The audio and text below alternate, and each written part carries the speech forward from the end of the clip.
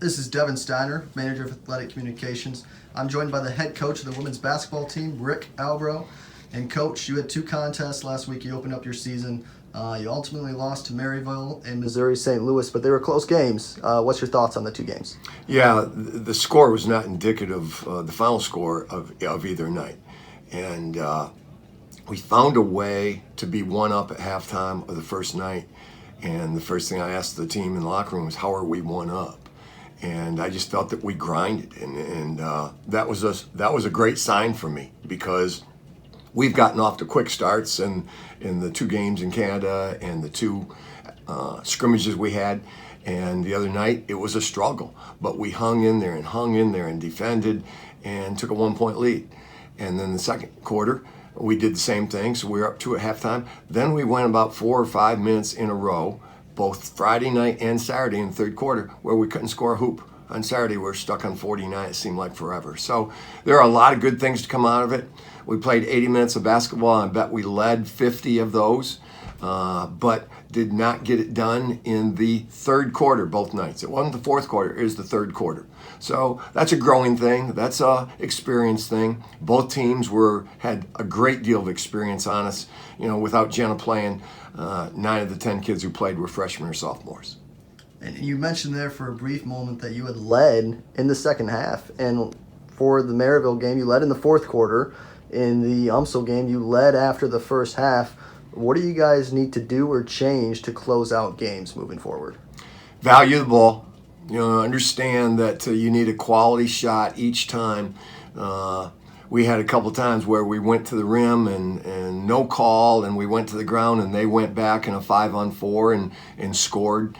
And so just understanding that there's a time to drive it and get to the rim, and a time to pull up and take the pull-up jump shot, which is the most forgotten shot in basketball, a shot that we work on all the time that we got to start taking more of.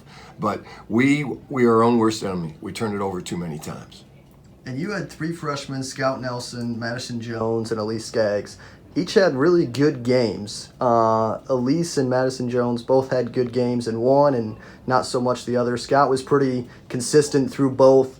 What are you excited about, and what does that mean, having those 3 having good games early moving forward? Well, all 3 of them after the very first weekend of play have been in double figures. All 3 of them know how to score the ball.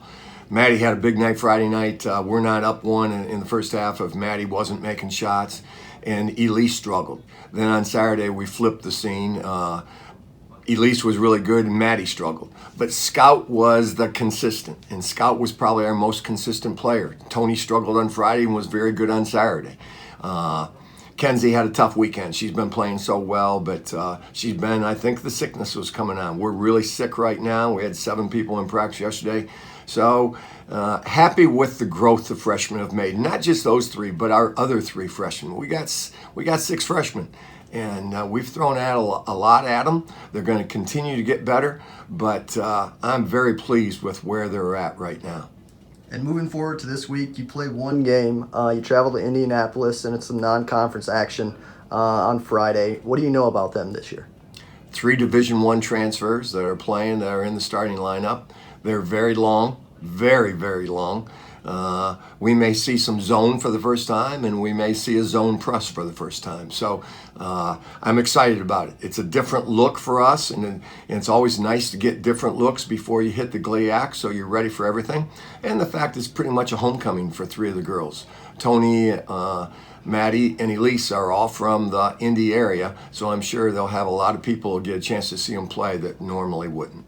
And what has your team been working on this week to prepare for this game on Friday? Well, I'm afraid we haven't been able to work hard enough because we're so sick. And so my biggest thing to work on is getting healthy. That sounds pretty simple, but that's where we're at right now. Let's get healthy so we can start getting back to where we were a couple weeks ago. But still, that being said, the sickest is Jenna, and that's going to take time. And then again, you guys play at Indy on Friday, 5 p.m. tip-off. Best of luck, Coach. Thanks, Tim.